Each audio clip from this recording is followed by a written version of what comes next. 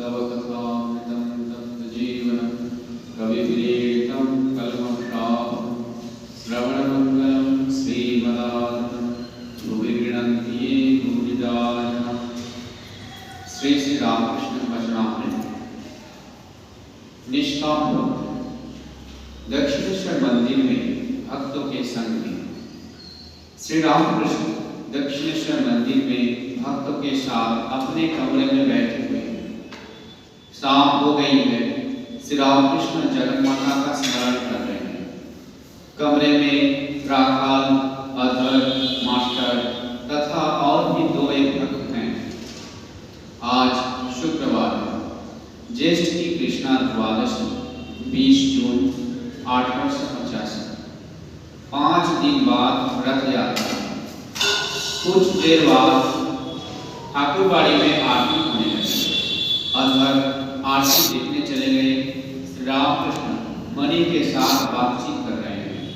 श्री रामकृष्ण, अच्छा बाबूराम की क्या पढ़ने की इच्छा है? बाबूराम से मैंने कहा तू लोग शिक्षण के लिए पढ़। सीता का उत्तर हो जाने पर विभीषण को राज्य करना पसंद न आया। राम ने कहा मूर्खों को शिक्षा देने के लिए तुम राज्य करो, नहीं तो वे कहेंगे विभीषण ने राम की सेवा की परंतु क्या पाया। राज्य देकर उन्हें भी संतोष होगा। तुमसे कहता हूँ उस दिन मैंने देखा बाबूराम, भवनाथ और हरीश ये प्रकृति भाव वाले हैं। बाबूराम को देखा कि वह देवी मूर्ति है, गले में माला, सखिया साथ है। उसने सपने में कुछ पाया है, वो शुद्ध सत्य है। थोड़े से यत्न से ही उसकी आध्यात्मिक जागृति हो जाएगी। बात यह है कि देह रक्षा के लिए बड़ी असुविधा हो रही है।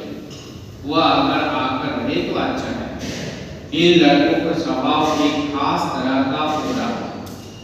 नोटो अर्थात लाडू ईश्वरी भाव में ही रहता है। वो तो शीघ्र ही ईश्वर में लीन हो जाएगा। राखाल का स्वभाव ऐसा हो रहा है कि मुझे ही उसे पानी देना पड़ता है। मेरी सेवा वो विशेष नहीं कर सकता।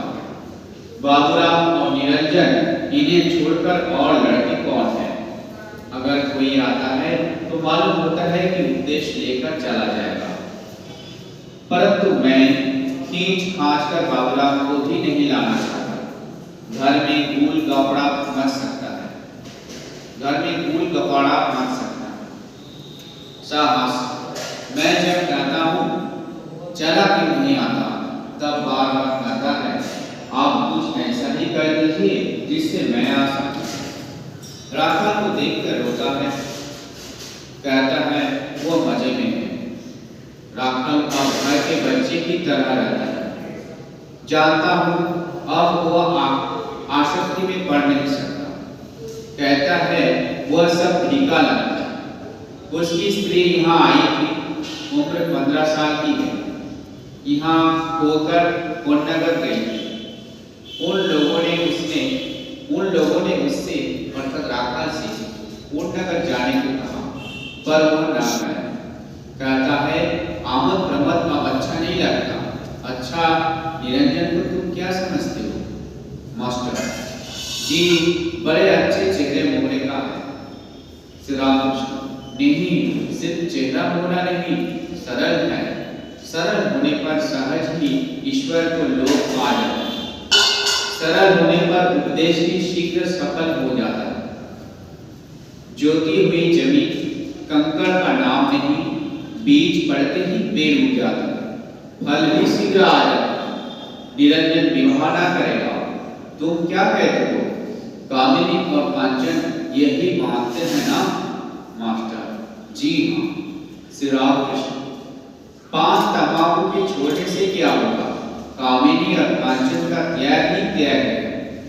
भाव में मैंने देखा यद्यपि वह डॉक्टरी करता है फिर भी उसे दोष स्पष्ट नहीं कर सकता। माँ के लिए नौकरी करता है, इसमें दोष नहीं। तुम जो काम करते हो इसमें दोष नहीं है, ये अच्छा था, नौकरी करके जेल गया, बद्ध हुआ, बेड़ियां बनी, फिर मुक्त हुआ। मुक्त होने के बाद क्या वो नाचने कूदने लगता है? नहीं, वो फिर नौकरी करता है। इसी प्रकार तुम्हारी भी इच्छा स्वयं के लिए कोई धन संचय करने की नहीं है, ठीक है? तुम्हें तो केवल अपने कुटुंब के निर्वाह के लिए ही चिंता है, नहीं तो सचमुच ये और कहाँ जाए? मणि, यदि कोई उनकी जिम्मेदारी ले ले तो मैं निश्चित हो जाऊं। श्री रामकृष्ण, ठीक है, परंतु अभी यह भी करो और वो भी करो, अर्थात संसार के कर्तव्य भी करो और आध्यात्मिक साधना। मणि, सब कुछ त्याग करना बड़े भाग्य की बात है। श्री रामकृष्ण, ठीक है, परंतु जैसे जिसके संस्कार, तुम्हारा कुछ कर्म अभी बाकी है, उतना हो जाने पर शांति होगी, तब तुम्हें वह छोड़ देगा। अस्पताल में नाम लिखाने पर फिर सहज नहीं छोड़ते, बिल्कुल अच्छे हो जाने पर छोड़ते हैं। यहाँ जो भक्त आते हैं उनके दो दर्जे हैं। जो एक दर्जे के हैं वे कहते हैं, हे ईश्वर हमारा उद्धार कर। दूसरे दर्जे वाले अंतरंग हैं, ये यह बात नहीं कहते। दो बातें जानने से ही उनकी बन जाती। एक तो यह कि मैं मतलब श्री रामकृष्ण कौन हूँ, दूसरी यह कि वे कौन है, मुझसे उनका क्या संबंध है। तुम इस श्रेणी के हो, नहीं तो और कोई क्या इतना कर सकता था? भावना बाबूराम का प्रकृति भाव है। हरीश स्त्रियों का कपड़ा पहनकर सोता है। बाबूराम ने भी कहा है, मुझे वही भाव अच्छा लगता है। बस मिल गया। यही भाव भवनाथ का भी है। नरेंद्र, राखाल, निरंजन इन लोगों का पुरुष भाव है। अच्छा, हाथ टूटने का क्या? पहले एक बार भावावस्था में दांत टूट गया था, अब की बार भावावस्था में हाथ टूट गया। मणि को चुपचाप बैठे देखकर श्री रामकृष्ण आप कह रहे हैं, हाथ टूटा सब अहंकार निर्मूल करने के लिए। अब भीतर मैं कहीं खोजने पर भी नहीं मिलता। खोजने को जब जाता हूँ तो देखता हूँ वे हैं। पूर्ण रूप से अहंकार नष्ट हुए बिना उन्हें कोई पा नहीं सकता। चातक को देखो, मिट्टी में रहता है पर कितने ऊंचे पर चढ़ता है। चातक को देखो, मिट्टी में रहता है पर कितने ऊंचे पर चढ़ता है। कभी कभी देह कांपने लगती है कि कहीं विभूतियां ना आ जाए। इस समय अगर विभूतियों का आना हुआ तो यहाँ अस्पताल दवाखाने खुल जाएंगे। लोग आकर कहेंगे, मेरी बीमारी अच्छी कर दो। क्या विभूतियां अच्छी होती है?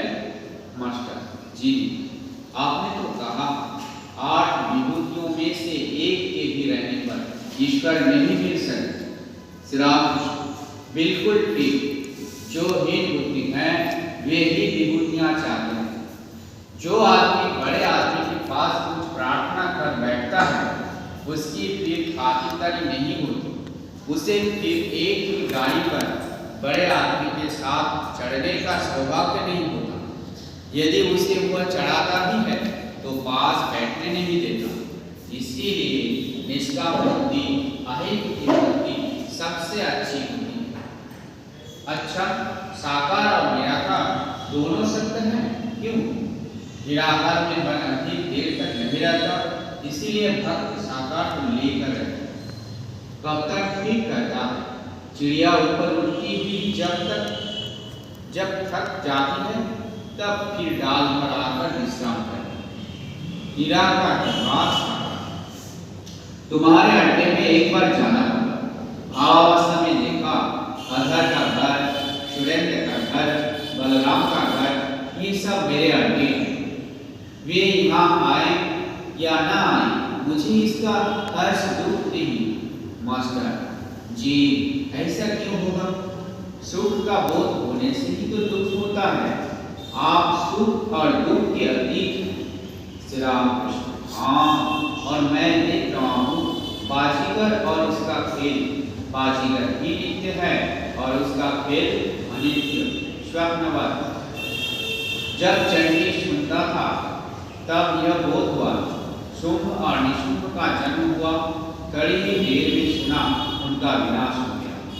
मास्टर जी, मैं कालना में गंगाधर के साथ जहाज पर जा रहा था। जहाज के धक्के से एक नाव उलट गई। उस पर 20-25 आदमी सवार थे। सब डूब गए। जहाज के पीछे उठने वाली तरंगों के फेन की तरह सब लोग पानी के साथ मिल गए। अच्छा, जो मनुष्य बाजीगर देखता है, क्या उसमें दया होती है? क्या उसे अपने उत्तरदायित्व का बोध रहता है? उत्तरदायित्व का बोध रहने पर ही तो मनुष्य में दया होगी ना। श्री राम कृष्ण वह अर्थात ज्ञानी सब देखता है ईश्वर, माया, जीव जगत। वह देखता है माया अर्थात विद्यामय और अविद्यामय। जीव और जगत वे हैं भी और नहीं भी है। जब तक अपना मैं रहता है तब तक वे भी रहते हैं। ज्ञान रूपी खड्ग के द्वारा उन्हें काट डालने पर फिर कुछ नहीं रह जाता। तब अपना मैं भी बाजीगर का तमाशा हो जाता है। मणि विचार कर रहे हैं। श्री रामकृष्ण ने कहा, इस तरह जानते हो जैसे 25 दल वाले फूल को एक ही बार से काटना। कर्तृत्व राम राम, शुभदेव, शंकराचार्य इन लोगों ने विद्या का मैं रखा। दया मनुष्य की नहीं, दया ईश्वर की है। विद्या के मैं के भीतर ही दया है। विद्या का मैं वे ही हुए। तुम चाहे लाख बार यह अनुभव करो कि यह सब तमाशा है, पर वो तुम उन्हीं के अंदर अर्थात उनसे तुम बच नहीं सकते। तुम स्वाधीन नहीं हो। वे जैसा कराएं वैसा ही करना होगा। वह अध्याशक्ति जब ब्रह्म ज्ञान देगी तब ब्रह्म ज्ञान होगा। तभी तमाशा देखा जाता है, नहीं तो नहीं।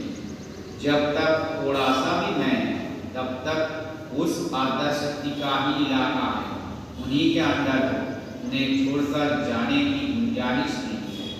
आद्याशक्ति की सहायता से ही अवतार लीला होती है।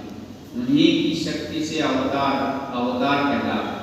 तभी अवतार कार्य कर सकते हैं। सब माँ की